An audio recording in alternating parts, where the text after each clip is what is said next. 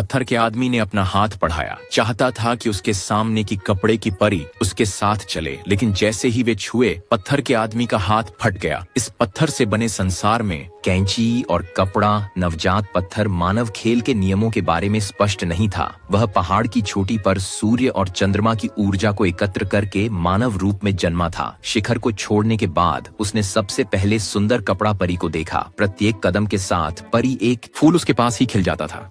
इस जादुई दृश्य ने पत्थर आदमी का ध्यान खींचा। वह पहले से ही उसके सामने वाली परी पर मोहित हो चुका था। जंगल के दूसरे छोर पर कातिल कैंची शिकार की तलाश में था। वह क्रूर जन्मा कपड़े की परियों को मारने में आनंद पाता। पत्थर के आदमी ने इस दृश्य को देखा। वह जल्दी से खड़ा हुआ, लेकिन उसके हाथ के पास टूटे पत्थरों को कुचल दिया। जड़ता के कारण वह हवा में लुढ़कते हुए सीधा गिर पड़ा। हालांकि वह जमीन पर सटीकता से उतरा और उसकी नजरें परियों के साथ मिल गईं। पत्थर का आदमी कुछ समझा पाता इसके पहले ही कैंची वाला हत्यारा उनके सामने पहुंच गया। उसने अपने आसपास कपड़े की परियों को महसूस किया। इसके पहले खतरा आ गया। पत्थर का आदमी परियों को ले जाना चाहता था। उसे अभी तक पता नहीं था कि वह कपड़े से बंधा हुआ था। जैसे ही उसने उसे छुआ, उसका हाथ तेजी से टूट गया। इसी क्षण एक दूर से हत्यारे की गरज आई। तभी परी को कुछ गलत लगा। उसने पत्थर के आदमी का पीछा किया, आधा विश्वास करते हुए और आधा संदेह करते हुए, लेकिन अब भागने के लिए बहुत देर हो चुकी थी। हत्यारा उनके पद चिन्हों का पीछा करते हुए आ पहुंचा था। उसकी बाहें तेज कैंचियां थीं। एक हल्के झटके के साथ उसने अपने सामने के बड़े पेड़ को आधे में काट दिया। पत्थर का आदमी और परी उसके सामने पूरी तरह से उजागर हो गए। कपड़े की परी को देखकर कैंची हत्यारे के दिल में हत्या की भावना जाग गई। वह उन दोनों के करीब आने का इंतजार नहीं कर सकता था। परी ने उसे लापरवाही से फूलों पर कदम रखते देखा। वह अब और सहन नहीं कर पाई।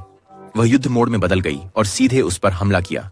अपेक्षा अनुसार कपड़े की परी को तुरंत कैंची से मार दिया गया। विशाल पत्थर का आदमी जल्दी से कपड़े की परी की ओर भागा। उसे बचाना चाहता था, लेकिन हत्यारे ने उसे हर तरह से बाधित किया। पत्थर के आदमी पर हर प्रहार किया।